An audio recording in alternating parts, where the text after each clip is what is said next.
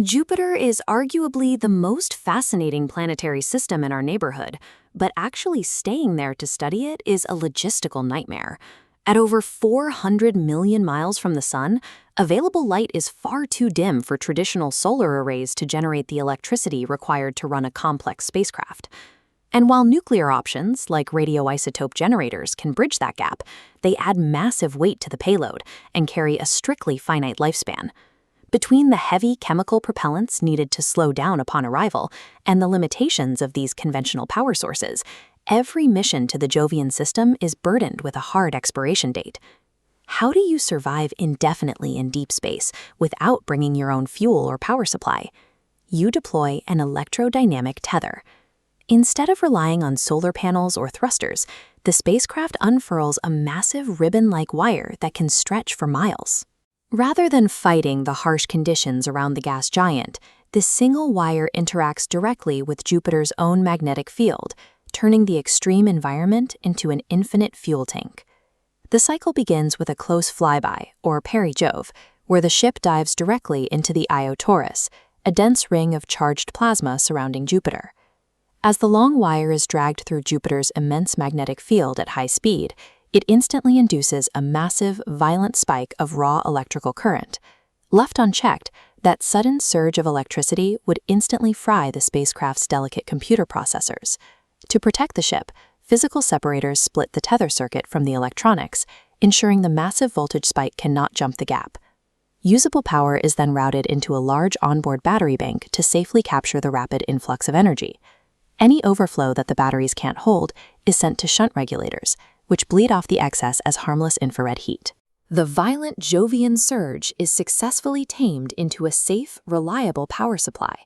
Every watt of electricity harvested during the plunge has a direct physical consequence. It creates force. Drawing current through the deployed wire creates a magnetic drag that pushes directly against Jupiter's own magnetic field, opposite to the direction of travel. This drag acts like a giant, invisible anchor. It slows the spacecraft down enough for Jupiter's gravity to capture it from a simple flyby into a stable elliptical orbit.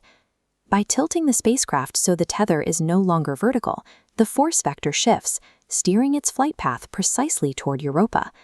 The crew doesn't even have to reel the miles-long wire back in to stop the drag.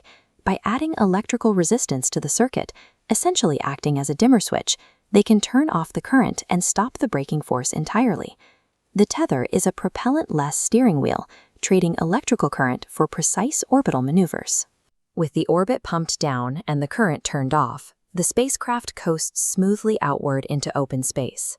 It arrives in the quiet, icy vicinity of Europa. Far from the intense plasma of Jupiter, the ship now relies entirely on the battery reserves captured during the dive to run its onboard radar, its high-resolution cameras, and life-detecting sensors. The high-speed, volatile plunge at the gas giant directly funds this prolonged window of silent, steady scientific observation at the Moon. The system is highly efficient, but it faces a severe physical hurdle. The tether attracts high-energy electrons from the intense Jovian radiation belts, which physically degrade and eventually snap the material.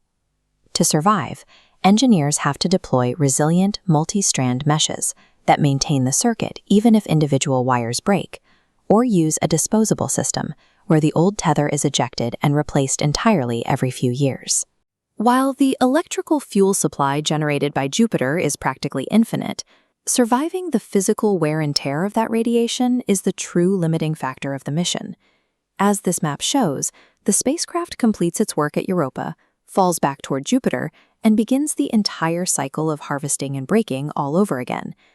Long-term exploration of deep space won't come from forcing heavier ships with larger fuel tanks out into the dark. It requires engineering clever sails to ride the extreme physics of the universe itself.